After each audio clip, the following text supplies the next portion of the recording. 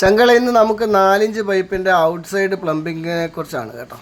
Y ആണ് നമ്മളെല്ലാം ഉപയോഗിക്കുന്നത്. ടീ ഉപയോഗിക്കാറില്ല. ഡ്രോപ്പിന് മാത്രമാണ് ഡോർ ടീ ഒക്കെ ഉപയോഗിക്കാറുള്ളത്.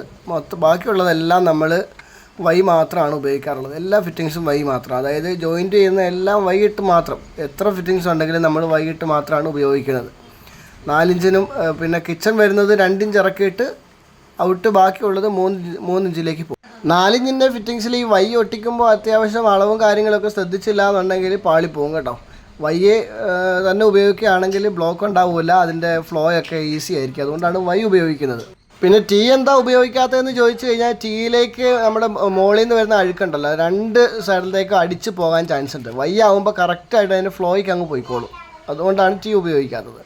പിന്നെ നമ്മൾ 3/4 ഇഞ്ചിലും 1 ഇഞ്ചിലും ഒക്കെ എല്ലാവരും കപ്ലിങ് അടിച്ചിട്ടുണ്ടാവും. 4 ഇഞ്ചിൽ കപ്ലിങ് അടിക്കുമ്പോൾ ശ്രദ്ധിക്കുക, ഉള്ളിലാണ് ഞങ്ങൾ പശ കയറ്റിയിട്ട് ഇതുപോലെ ചൂടാക്കി കേട്ടാണ്. അപ്പം പുറത്ത് നമ്മൾ കപ്ലിങ് അടിച്ചതാണെന്ന് അറിയത്തില്ല. കണ്ടോ എത്ര മനോഹരമായിട്ടാണ് അടിച്ചിരിക്കുന്നത്, ശ്രദ്ധിച്ച് നോക്കി. 4 ഇഞ്ച് പൈപ്പിനകത്ത് കപ്ലിങ് അടിച്ച് എക്സ്പീരിയൻസ് ഉള്ളവർ നിങ്ങളൊന്ന് കമൻറ്റ് ചെയ്യണം കേട്ടോ.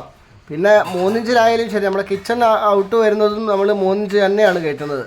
കുളിമുറിക്കെല്ലാം ഒറ്റ ലൈനും കിച്ചന് സെപ്പറേറ്റ് വേറൊരു ലൈനും, അങ്ങനെയാണ് നമ്മൾ ചെയ്യാറുള്ളത്. 3 ഇഞ്ച് രണ്ടിനും സെപ്പറേറ്റ് ടാങ്ക്. രണ്ടിനും കൂടി 2 ടാങ്കായിട്ട് കണ്ട് ഇതുപോലെ സൈഡ് ഫുള്ള് ഓടിട്ട് നിറച്ചിട്ട് ഫുള്ള് ഓട് ഇട്ട് നിറയ്ക്കും. എന്നാലേ കൂടുതലായിട്ട് വെള്ളം പിടിക്കും. നല്ലതുപോലെ സെറ്റ് ചെയ്താൽ ഇതുപോലെ എടുക്കാൻ പറ്റും.